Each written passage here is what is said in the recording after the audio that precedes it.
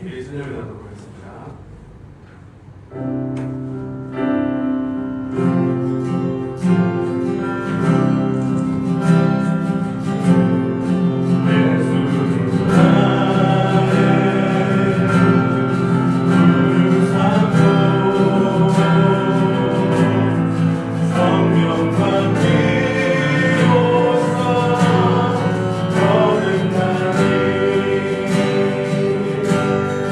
이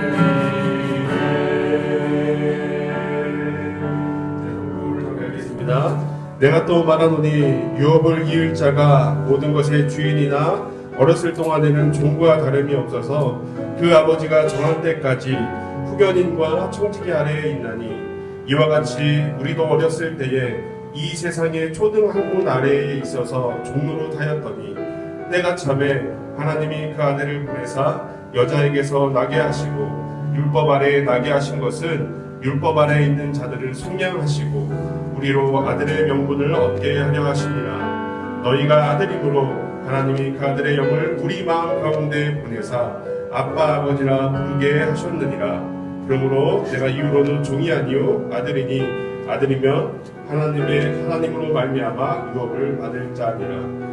오늘도 그 하나님의 그러한 국민의 때 하나님의 계획의 때가 이르러서 예수 그리스도를 통해 우리를 고백하게 하시고 그 예수님의 그 은혜를 통해 함께 고백하고 찬양하는 이 자리에 우리가 예배자로 서 있는 줄 믿습니다.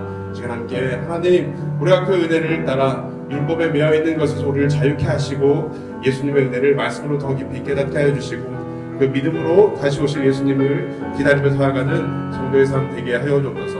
오늘도 말씀을 통해 그 예수님을 더 깊이 깨닫고 바라보며 우리가 하나님이 행하신 일들을 함께 찬양하고 또 영광 돌리는 시간 될 수 있도록 인도하여 주옵소서. 함께 예배를 위해서 기도하겠습니다.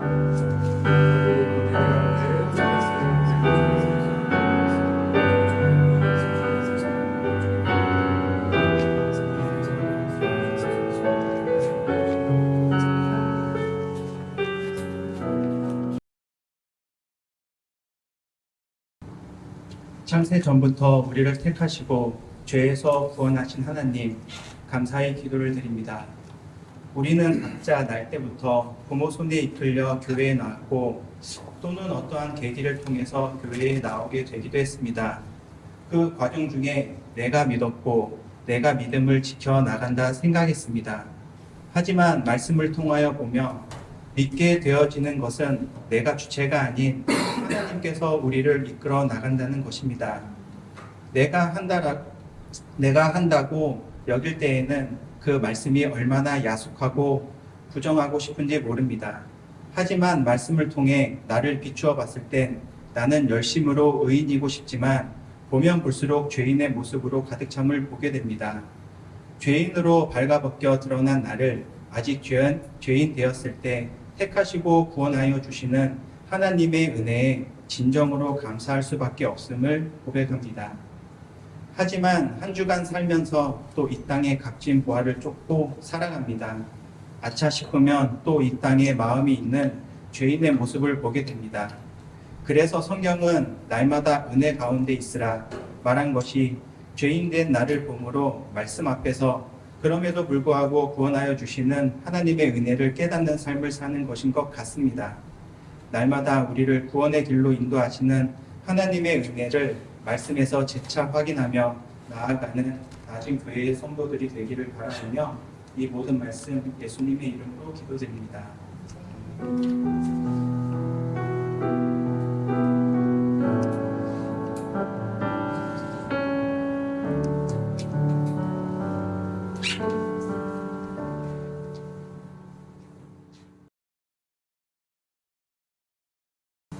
네, 우리 다 같이 함께 하나님 말씀 보도록 하겠습니다. 창세기 44장 33절에서 34절까지의 말씀을 우리 한 목소리로 읽도록 하겠습니다. 창세기 44장 33절에서 34절입니다. 다 같이 읽겠습니다. 이제 주의 종으로 그 아이를 대신하여 머물러 있어 내 주의 종이 되게 하시고 그 아이는 그의 형제들과 함께 올려 보내소서. 그 아이가 나와 함께 가지 아니하면 내가 어찌 내 아버지에게로 올라갈 수 있으리까? 두렵건대 제가 내 아버지에게 미침을 보리이다. 네, 오늘은 예수님의 그림자 유다라는 제목으로 함께 말씀 나누도록 하겠습니다. 구약 성경은 예수님을 그림자로 소개하고 있습니다. 히브리서 10장 1절을 보면 율법은 장차 올 일의 그림자일 뿐이요 차명상이 아니므로 해마다 드리는 같은 제사로 나오는 자들을 언제나 온전하게 할 수 없다 말했습니다. 구약 성경은 이스라엘 백성들에게 제사를 하라고 말하였고 또한 그것을 율법에 기록했습니다. 그런데 히브리서 10장 1절은 이 율법이 장차 올 좋은 일의 그림자라고 말합니다. 그림자는 실체가 아닙니다. 그림자는 아무리 잡으려고 해도 잡을 수가 없습니다. 이때 그림자가 아닌 몸은 무엇이냐면 골로새서 2장 16절에서 17절에 이렇게 말하고 있습니다. 그러므로 먹고 마시는 것과 절기나 초하루나 안식일을 이유로 누구든지 너희를 비판하지 못하게 하라. 이것들은 장래일의 그림자이나 몸은 그리스도의 것이니라. 이스라엘 백성들은 레위기에 나와 있는 정결법인 먹고 마시는 것과 또한 절기와 초하루와 안식일 등을 지키며 살았습니다. 그런데 이 땅의 처음 교회가 이것들을 지키지 않자 그 유대인들이 바로 이 땅의 처음 교회를 비판했습니다. 이에 대해 바울은 그들에게 이렇게 말합니다. 이것들은 장래일의 그림자이나 몸은 그리스도라고 이야기했습니다. 이것이 무엇이냐면 예수님이라는 분의 그림자로서 먹고 마시는 것, 절기, 초하루, 안식일을 주었다고 말하고 있는 것입니다. 뿐만 아니라 구약 성경에 나와 있는 율법도 예수님의 그림자라 말하고 있습니다. 특별히 구약 성경은 예수님의 그림자로 우리에게 주어졌습니다. 구약 성경을 읽은 사람들은 그림자의 모양을 보고 그 실체 대신 예수님을 알아야만 하는 것입니다. 우리가 계속해서 살펴보고 있는 요셉 이야기 속에 등장하고 있는 유다라는 사람도 예수님의 모형이자 그림자로 소개되고 있습니다. 유다는 지난 시간 살펴본 것처럼 그의 막내 동생 베냐민이 요셉에 의해 애굽에 남겨지게 되었을 때 요셉에게 이렇게 말했습니다. 내가 이 아이를 대신하여 담보가 될 테니까 이 아이를 내 아버지의 집으로 돌려보내달라고 말을 했습니다. 이때 베냐민이 왜 애굽에 남겨져야 했냐면 그의 자루에 애굽의 총리였던 요셉이 사용하는 은잔이 발견되었기 때문입니다. 총리의 은잔이 발견되었다는 것은 지금 베냐민은 꼼짝없이 죄인이 되었고 죽을 수밖에 없는 운명이 된 것입니다. 그런데 유다가 베냐민을 대신해서 애굽에 남을 테니 베냐민을 아버지의 집으로 돌려보내달라고 이야기했습니다. 이러한 것은 유다의 모습 속에 예수님의 모습이 나타난 것입니다. 예수님은 죄로 인해 죽을 수밖에 없는 우리들을 위해 자신이 대신 십자가에 오르셔서 우리의 죄값을 대신 지불하였습니다. 여러분, 오늘은 이 유다와 유다 지파에 담겨져 있는 하나님이 우리를 구원하기 위해 보내주실 예수님의 모습을 함께 살펴보려고 합니다.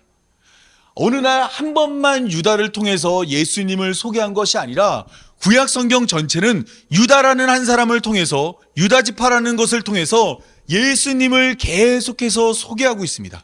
지금부터 성경이 어떻게 유다를 통해 예수님을 소개하는지 한번 살펴보도록 하겠습니다. 바벨탑 이후에 하나님은 한 사람을 선택했습니다. 그가 바로 누구냐면 아브라함입니다. 아브라함에게 하나님은 내가 너로 큰 민족을 이루게 하겠다고 말을 하면서 아들을 준다고 이야기했습니다. 아브라함은 하나님의 언약을 기다리지 못했고 그의 힘으로 이스마엘을 낳았습니다. 하나님은 이때 이스마엘을 아들로 인정하지 않고 아브라함의 나이 100세에 이삭을 그에게 허락하였습니다.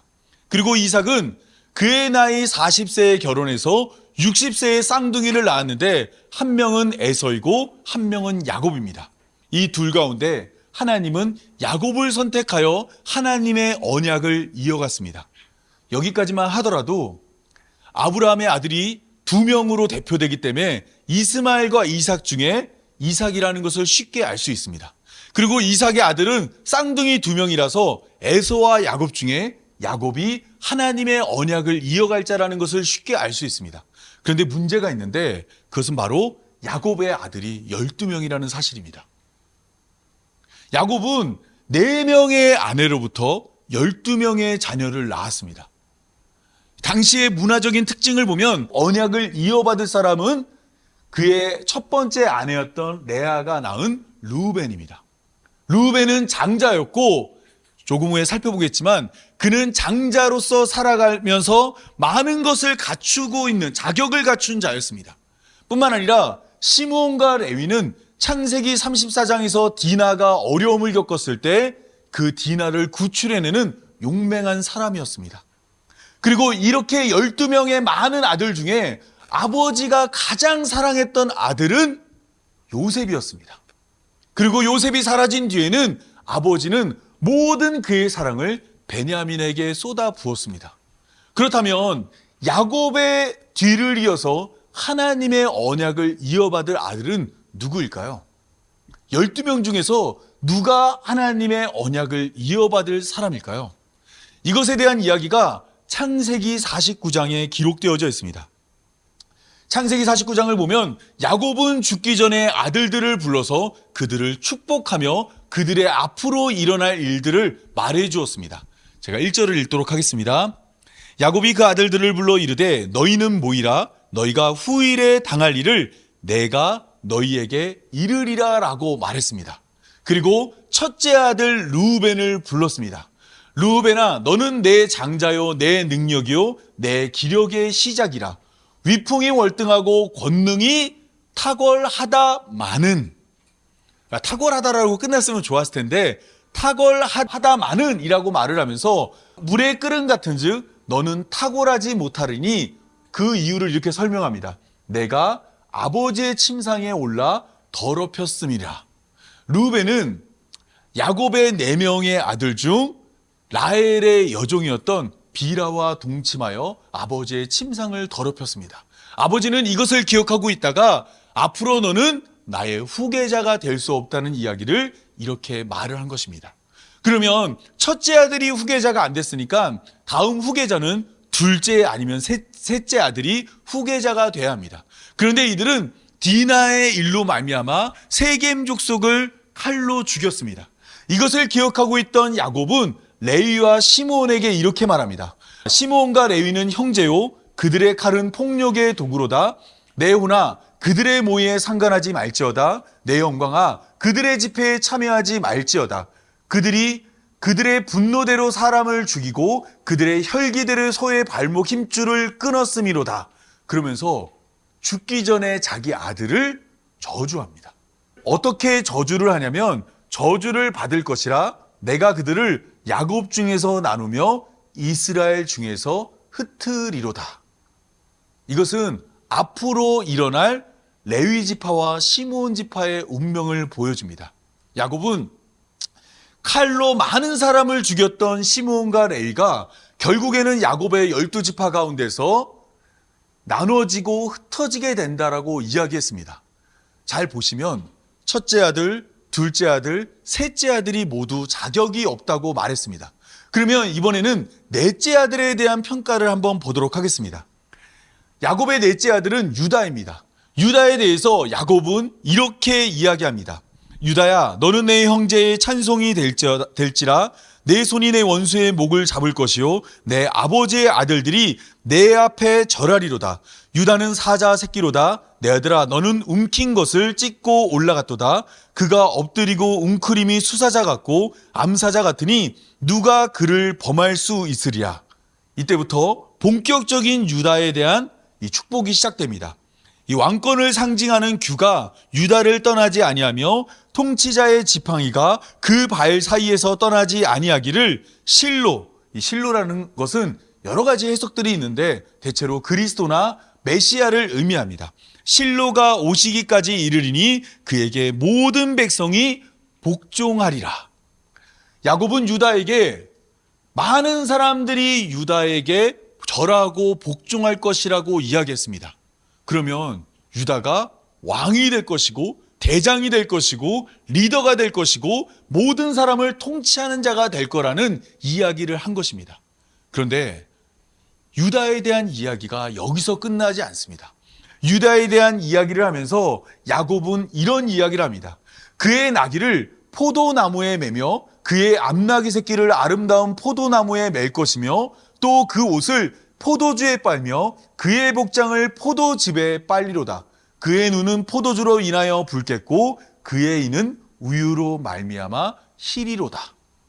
포도주에다가 옷을 빨면 그 옷은 색깔이 어떻게 될까요? 당연히 붉어지겠죠. 야곱의 축복을 잘 보면 포도주에 옷을 빤 후에 그의 이는 우유로 말미암아 희어지리라 라고 이야기하고 있습니다. 이것은 포도주를 통해 붉은색의 피가 그의 옷을 빤 후에 결국에는 하얗게 정결하게 됨을 이야기하고 있습니다. 이것은 예수님의 십자가로 말미암아 그의 보혈로 말미암아 그의 백성이 정결하게 됨을 이와 같이 말한 것입니다. 야곱은 요셉에 대해서 이렇게 이야기합니다. 요셉의 활은 도리어 굳세며 그의 팔은 힘이 있으니 이는 야곱의 전능자 이스라엘의 반석인 목자의 손을 힘입음이라. 내 아버지 하나님께로 말미암았으니 그가 너를 도우실 것이요 전능자로 말미암았나니 그가 내게 복을 주실 것이라. 위로 하늘의 복과 아래로 깊음 샘의 복과 젖먹이는 복과 태의 복이로다. 내 아버지의 축복이 내 선조의 축복보다 나아서 영원한 산이 한없음 같이 이 축복이 요셉의 머리로 돌아오며 그 형제 중에 뛰어난 자의 정수리로 돌아오리라 라고 이야기했습니다. 여기도 잘 보시면 야곱은 요셉에 대해서 굉장히 좋은 이야기를 해주었습니다. 그리고 이러한 좋은 이야기의 핵심은 무엇이냐면 요셉이 축복을 받는다라는 겁니다. 그러면 요셉과 유다의 차이점은 무엇일까요? 요셉에게도 좋은 이야기를 해줬고 유다에게도 좋은 이야기를 해줬습니다. 이 두 사람에게 둘 다 좋은 이야기를 했으니까 사람들은 헷갈릴 수밖에 없습니다. 둘 중에 누가 하나님의 언약을 이어받아서 예수 그리스도를 낳을 자인지 알기가 어렵다라는 겁니다. 그런데 자세히 살펴보면 유다와 요셉 사이에는 큰 차이점이 있습니다. 유다는 하나님의 언약을 받고 하나님의 축복을 받아서 자기 백성을 구원할 통치자로 소개됩니다. 그에 반해 요셉은 그러한 축복을 누리는 자로 소개되고 있습니다. 요셉이 하나님께 복을 받는데 내 아버지 하나님께로 말미암아 그가 너를 도울 것이요 전능자로 말미암아 복을 얻는다라고 말하고 있습니다. 이 두 가지를 차이점을 보자면 유다는 복이 될 사람이고 요셉은 복을 누릴 자로 소개되고 있는 것입니다. 따라서 야곱의 12아들 중에 예수 그리스도를 낳고 이 언약을 지켜갈 자는 먼저 소개된 유다입니다. 하나님은 유다를 통해 예수 그리스도를 우리에게 보내실 것이고 포도즙으로 옷을 빠는 것처럼 예수님의 십자가 보혈로 자기 백성을 덮어 그들을 하얗게 정결하게 만들 것입니다. 이 출애굽기로 가면 이스라엘 백성들은 애굽을 나와서 가나안 땅으로 가고 있습니다. 이때 이스라엘 백성들은 성막을 중심에 두고 진영을 꾸렸습니다. 이때 동쪽에 3개의 지파가 위치해 있습니다. 하나의 첫 번째 지파는 유다 지파이고 두 번째는 이사갈 지파이고 세 번째는 스불론 지파입니다. 유다 지파가 선입 지파가 되는데 선입 지파라는 것은 무엇이냐면 3개의 지파가 동쪽으로 이동할 때 가장 앞에 서서 이동하는 지파가 바로 유다 지파라는 겁니다. 이스라엘에는 12지파가 있는데 그 12지파 가운데서 유다 지파가 가장 앞에 서서 이스라엘 백성들 이끈다라고 출애굽기에 기록되어져 있습니다. 이것은 우리에게 무엇을 말하고 있냐면 유다 지파가 이스라엘 백성들을 이끌듯이 예수님이 우리를 이끌어 하나님 나라로 인도한다라는 것입니다. 바울은 예수님을 교회의 머리라고 말했습니다. 그리고 우리는 예수님의 몸이 되어서 머리 대신 예수님을 따라 하나님 나라로 가고 있습니다. 이스라엘 출애굽한 이스라엘 백성들도 유다를 가장 앞에 두고 유다의 인도를 받아 가나안 땅으로 가고 있는 것입니다. 뿐만 아니라 출애굽 과정 중에 인구조사를 2번 했어요. 이 인구조사에도 유다 지파를 통한 예수 그리스도가 소개되고 있습니다. 이스라엘은 12지파인데 하나님은 12지파 가운데 레위 지파를 제사장 지파로 선택했습니다. 제사장 지파가 된 레위 지파는 각 지파별로 다 흩어지게 되었어요. 12지파 가운데서 레위 지파가 흩어져 사라졌으니까 지금 남은 지파는 11지파가 되겠죠. 그 11지파를 요셉 지파가 사라지고 요셉의 두 아들이었던 에브라임과 므낫세가 각각 12지파의 하나로 편입이 되어서 총 12지파가 다시 되었습니다. 이때 이 2번의 인구조사를 살펴보면 처음 인구조사에서 가장 인구가 많은 지파는 어디일까요? 가장 인구가 많은 지파는 유다 지파입니다. 그리고 두 번째 인구조사에서도 가장 인구가 많은 지파는 유다 지파입니다. 유다 지파는 가장 많은 지파로서 이 자기 백성을 이끌고 있었다라는 겁니다. 뿐만 아니라 여기 잘 보시면 시므온 지파는 첫 번째 인구조사 때는 세 번째로 많은 지파였습니다. 첫 번째가 유다 지파이고 두 번째가 단 지파이고 세 번째가 시므온 지파였어요. 그런데 두 번째 인구조사를 진행할 때 시므온 지파는 인구가 어마어마하게 줄어버렸습니다. 절반 이상이 줄었어요. 아까 우리 창세기 49장 기억나세요? 야곱이 레위와 시므온에 대해서 뭐라고 말했죠? 그들은 저주를 받아서 나뉘며 흩어진다고 말했습니다. 그 말대로 레위 지파는 저주를 받아서 나뉘며 흩어져 각 지파 사이로 들어갔고 시므온 지파는 그 저주로 말미암아 사그라들고 있는 겁니다. 점점 가만히 내버려두면 시므온 지파는 그 수가 자꾸만 작아져서 결국 사라질 위기에 놓여지게 된 것입니다. 여러분, 이처럼 시므온 지파가 사라져 가고 있을 때 이제 이스라엘 백성들이 가나안 땅에 들어가게 되었습니다. 그때 이스라엘 백성들이 여호수아가 죽은 후에 땅들을 차지하기 위해서 하나님께 물어봤습니다. 하나님, 우리 가운데서 누가 나가서 싸워야 합니까? 물어봤습니다. 이때 하나님이 한 지파를 선택했는데 그 지파가 훗날 예수님이 태어날 유다 지파입니다. 여호와께서 이르시되 유다가 올라갈지라 보라 내가 이 땅을 그의 손에 넘겨주겠노라라고 말하였습니다. 그런데 유다가 전쟁을 나가는데 이상한 제안을 합니다. 유다가 그의 형제 시므온에게 이르되 내가 제비 뽑아 얻은 땅에 나와 함께 올라가서 가나안 족속과 싸우자. 그리하면 나도 내가 제비 뽑아 얻은 땅에 함께 가리라 하니 이에 시므온이 그와 함께 가니라. 앞서 말씀드린 것처럼 두 차례의 인구조사를 통해 알 수 있는 것은 유다 지파는 가장 큰 지파였지만 두 차례의 인구조사에서 시므온 지파는 가장 작은 지파가 되었습니다. 가만히 내버려두면 그 저주로 말미암아 시므온 지파는 사라질 위기에 놓여졌습니다. 이때 유다가 그의 형제 시므온을 부른 것입니다. 그리고 나와 함께 올라가 싸우자라고 말했습니다. 이와 같이 유다가 함께 올라가서 싸우자고 말을 했는데 사사기 1장을 잘 읽어보면 유다는 6번의 전투에 참여해서 전쟁을 했습니다. 그런데 아무리 읽어봐도 시므온의 이름이 나오지 않습니다. 시므온의 이름은 한참 전쟁이 다 끝날 때 딱 한 번 등장합니다. 유다가 6번의 싸움을 홀로 싸우는 동안 시므온은 딱 한 번만 싸움을 합니다. 그리고 땅을 이와 같이 얻었는데 땅의 모습이 보이시나요? 유다 지파 안에 시므온 지파가 쏙 들어가 있는 겁니다. 이것은 시므온 지파처럼 죄로 인해 죽을 수밖에 없는 우리들을 유다 지파를 통해 오실 예수님이 건져주는 모습을 이와 같이 보여주고 있는 것입니다. 뿐만 아니라 이스라엘 백성들이 가나안 땅을 정복할 때 여리고 성을 무너뜨리고 계속해서 나아가고 있었습니다.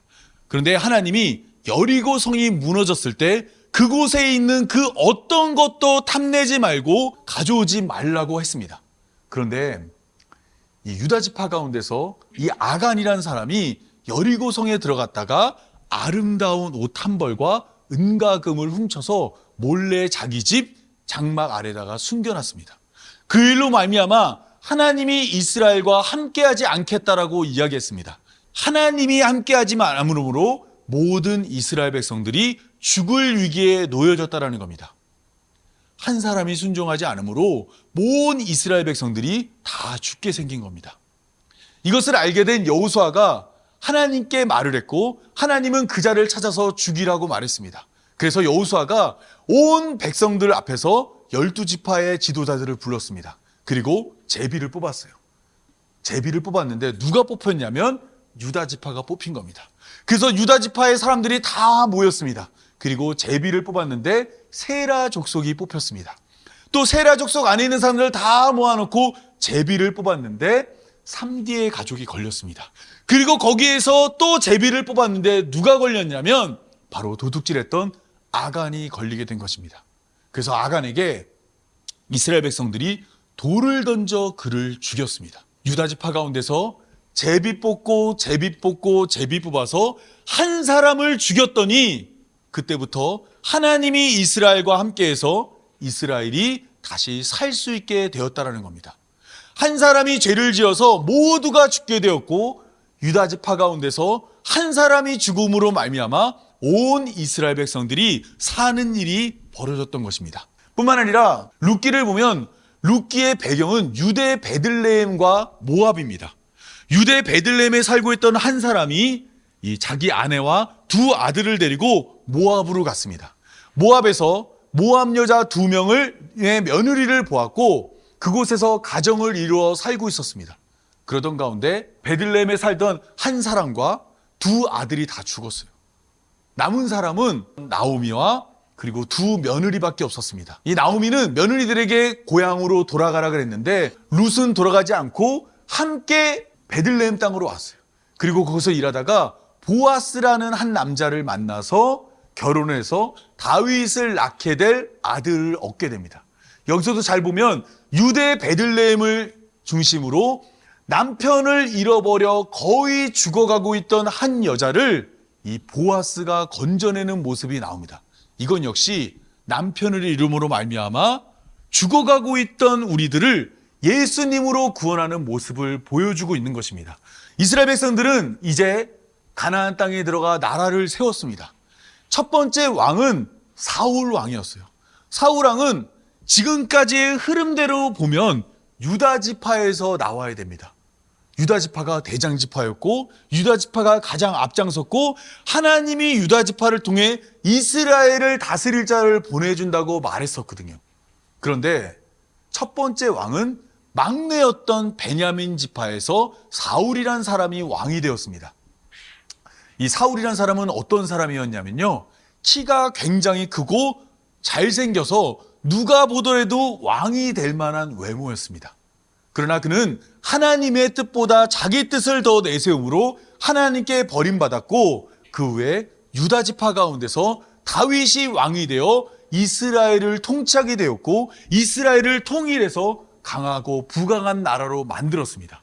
즉 인간의 가능성과 힘을 가지고 누가 봐도 저 사람은 왕이 될 만한 사람이다, 누가 봐도 저 사람은 높은 사람이다, 우리를 다스릴 만하다라고 생각했을지라도 하나님이 택한 자가 아니면 그는 이스라엘의 왕이 될 수 없었던 겁니다. 다윗이 왕이 된 후에 솔로몬이 이어서 왕이 되었습니다.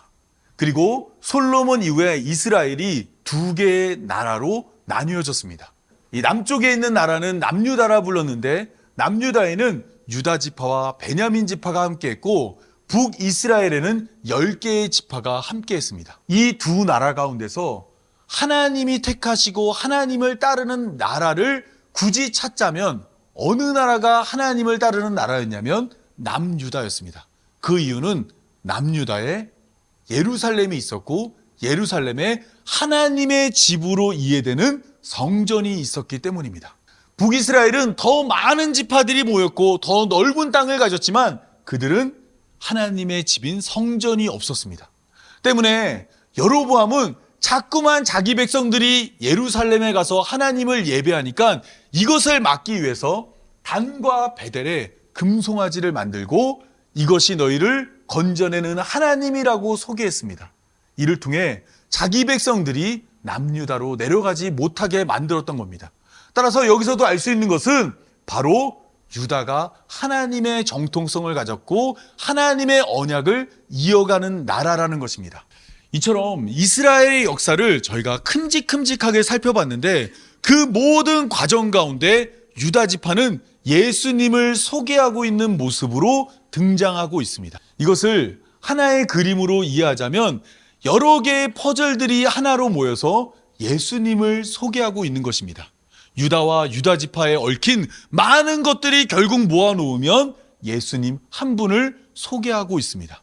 그렇다 보니까 사람들이 궁금해하는 것이 있습니다. 왜 하필이면 12지파 가운데서 유다 지파를 선택해 예수님을 보내주었는지 많은 사람들이 궁금해합니다. 실제로 제가 유튜브에 쳐보면 왜 하나님은 유다 지파를 선택했을까? 이런 내용의 설교들과 어떤 이제 주장들이 굉장히 많이 있습니다.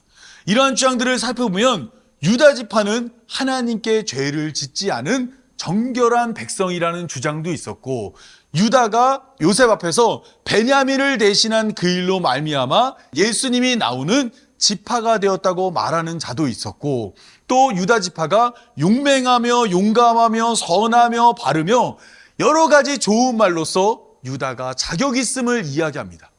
그런데 창세기는 그렇게 말하지 않습니다. 요셉의 이야기가 창세기 37장에서 시작됩니다. 그리고 50장까지 계속되고 있고, 오늘 우리는 44장의 내용을 살펴봤습니다. 그런데 37장에서 요셉의 꿈이 소개되고 요셉이 애굽에 팔려가는데 그 이야기 사이에 유다와 다말의 이야기가 들어가 있습니다. 요셉의 이야기 사이에 유다와 다말 이야기를 넣은 거예요. 이것을 차라리 순서를 바꿔서 37장의 유다와 다말 이야기를 소개하고 요셉의 꿈, 보디발의 아내 이야기, 관장들의 꿈을 소개했으면 훨씬 더 자연스러웠을 텐데, 창세기는 요셉의 이야기를 시작하며 그 이야기 사이에 유다 이야기를 집어넣습니다. 그러면 창세기 38장이 소개하는 유다 이야기는 어떤 내용이 담겨 있을까요? 거기에는 유다가 자기 백성을 떠나 이방인과 어울렸다라고 말합니다. 그리고 유다가 하나님의 뜻보다 자기 아들을 아껴서 며느리에게 아들을 주지 않은 모습이 소개됩니다. 그리고 유다가 자기 며느리를 알아보지 못하고 그와 동침하여 쌍둥이를 낳은 이야기가 소개됩니다. 이러한 모습은 창세기 19장이 소개하는 롯이 그의 두 딸과 동침하여 모압과 암몬 족속을 낳은 것과 똑같이 유다도 다말과 동침하여 두 아들을 얻은 내용이 여기에 소개되는 겁니다.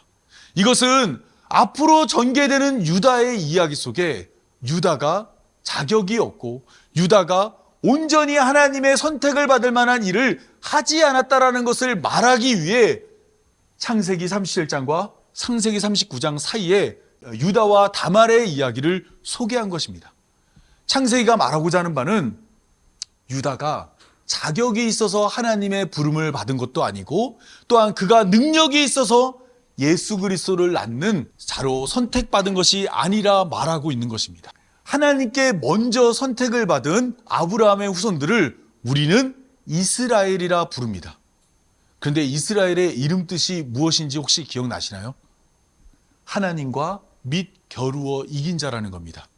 하나님은 야복나루 앞에서 하나님의 씨름에서 결코 지지 않으려고 하는 야곱에게 이와 같은 이름을 주었습니다. 이것은 좋은 이름이 아니에요. 이스라엘은 수치스럽고 부끄러운 이름인 것입니다. 그리고 현재 우리는 이스라엘 백성들을 유대인이라고 부릅니다. 이스라엘에 12지파가 있지만 그 지파 가운데서 하나인 유다를 선택해 이스라엘 전체를 부르고 있습니다. 그런데 유다는 그의 며느리 다말과 동침한 자격이 없는 자입니다. 이처럼 성경은 계속해서 이스라엘과 유대인이 자격 없다는 이야기를 하고 있습니다. 그럼에도 불구하고 많은 사람들이 이스라엘과 유다 안에서 자꾸 자격을 찾으려고 해요. 왜 이렇게 자격을 찾으려고 할까요? 나도 그 자격을 갖추면 하나님의 선택을 받아 구원에 이를 것이라고 생각하기 때문입니다. 나도 선하게 살고 나도 바르게 살고 나도 온전히 순종하면 하나님이 나에게 복을 내려서 하나님의 백성 삼아줄 것이라 생각하기 때문입니다. 그러나 성경은 그렇게 말하지 않습니다. 성경은 처음부터 끝까지 오직 하나님의 은혜가 우리의 구원이라 말하고 있습니다. 디도서 3장 4절에서 7절입니다. 우리 구주 하나님의 자비와 사람 사랑하심이 나타날 때 우리를 구원하시되 우리가 행한 바 의로운 행위로 말미암지 아니하시고 오직 그의 궁휼하심을 따라 중생의 씻음과 성령의 새롭게 하심으로 하셨나니 우리 구주 예수 그리스도로 말미암아 우리에게 그 성령을 풍성히 부어주사 우리로 그의 은혜를 힘입어 의롭다 하심을 얻어 영생의 소망을 따라 상속자가 되게 하려 하심이라. 성경은 처음부터 끝까지 하나만 이야기합니다. 오직 하나님의 은혜로 구원한다 말하고 있습니다. 그 앞에 인간이란 존재는 어떠한 존재냐면 바로 이스라엘과 같습니다. 그리고 유대인과 같습니다. 우리는 이스라엘처럼 하나님과 싸워서 이기려고 하는 자들이고, 우리는 자격이 없는 유다와 같이 하나님 앞에 설 만한 아무것도 갖춘 것이 없는 자들입니다. 그럼에도 불구하고 하나님의 사랑이 나를 선택하여 우리 각 사람을 교회로 부름받은 성도로 불러주었습니다. 제가 오늘 이 말씀을 준비하면서 처음에 말씀드렸죠. 성경은 누구의 이야기라고요? 예수님에 대한 이야기라고 말합니다. 그러나 그럼에도 불구하고 여전히 수많은 사람들이 이스라엘 백성만이 아니라 오늘날 교회라고 말하는 많은 사람들도 역시 성경을 읽으면서 그 안에서 예수 그리스도를 보지 못합니다. 예수님이 보이지 않으면 자신이 행한 의로운 행위로 하나님 앞에 구원에 이르려고 해요. 여러분, 이러한 자들은 결단코 하나님 나라에 들어갈 수 없습니다. 자격이 있어서 들어가는 거라면 누구도 하나님의 심판과 하나님 앞에 섰을 때 그 죄가 드러나지 않을 사람이 없습니다. 그러나 성경은 끊임없이 우리에게 계속해서 이야기합니다. 오직 은혜가 구원한다 말하는 것입니다. 모든 사람은 다 죽어서 하나님 앞에 갈 것입니다. 하나님 앞에 갈 때 수많은 유혹들이 있을 거예요. 하나님이 너 같은 사람 건져줄 것 같아? 너 그때 죄 졌지? 막 이런 이야기들을 할 겁니다. 여러분, 이때 우리는 무엇을 의지해서 하나님 앞에 나아가야 됩니까? 나는 죄인이지만 성경에 나와 같은 죄인을 구원해 주기 위해 예수님이 오셨습니다. 내가 그 예수님 의지해서 하나님 앞에 나아갑니다. 내가 송구하고 죄송하고 흠도 많고 결도 많고 문제도 많지만 은혜로 구원해 주시는 그 은혜로 말미암아 하나님 앞에 나아갑니다. 나를 건져 주옵소서라고 말할 수 있는 모든 성도분이 되었으면 좋겠습니다. 제가 기도함으로 오늘 말씀 맺도록 하겠습니다. 다 같이 기도하겠습니다. 신실하신 하나님, 말씀하신 것을 단 하나도 잊지 않고 모든 것을 지켜 행하는 하나님을 믿게 하신 감사합니다. 간절한 기도로 신의 뜻을 바꾸는 갈대 같은 하나님이 아니라 처음 정한 모든 것을 자신의 전부를 쏟아부어 완성하는 하나님이 우리의 하나님이라 너무 기쁘고 행복합니다. 무섭게 회초리를 들고 바람을 가르며 휘두르는 무서운 아버지가 아니라 우리의 허다한 죄에도 불구하고 두 팔 벌려 안아주는 하나님이 우리의 아버지가 되어서 너무 좋습니다. 낮은 곳에서 기다리는 삶은 고되지만 성경의 약속대로 예수님을 보내주신 것처럼 성경의 약속대로 다시 오실 예수님을 믿음으로 기다리오니 속히 임하셔서 하나님이 우리의 하나님이 되고 하나님이 우리의 아버지가 되는 하나님 나라로 인도하여 주옵소서. 아프거나 슬프거나 괴롭거나 애통하는 것이 모두 지나간 하나님 나라에서 하나님과 얼싸안고 하나님 나라를 누리는 날이 속히 임하게 하여 주옵소서. 이 모든 말씀 올라가신 모습 그대로 다시 오실 우리 구주 예수님의 이름으로 기도합니다. 아멘.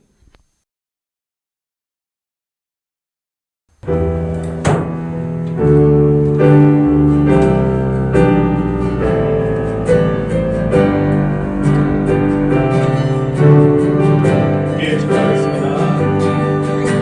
이 땅 위에 오신 하나님의 본체 십자가에 달리사 우리 죄 사하셨네.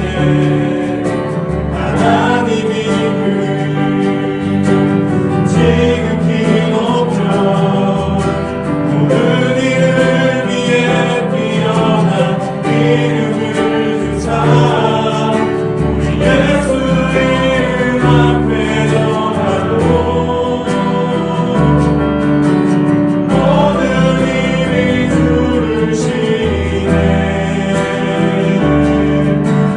역방 중에 오실 주를 보리라 선포해. 만개 만세. 존귀와 위엄을 찬양해. 만개 만세. 주 예수 하나님. 우리 고대하네. 주님 오실 그날 같이 사신 왕의 영광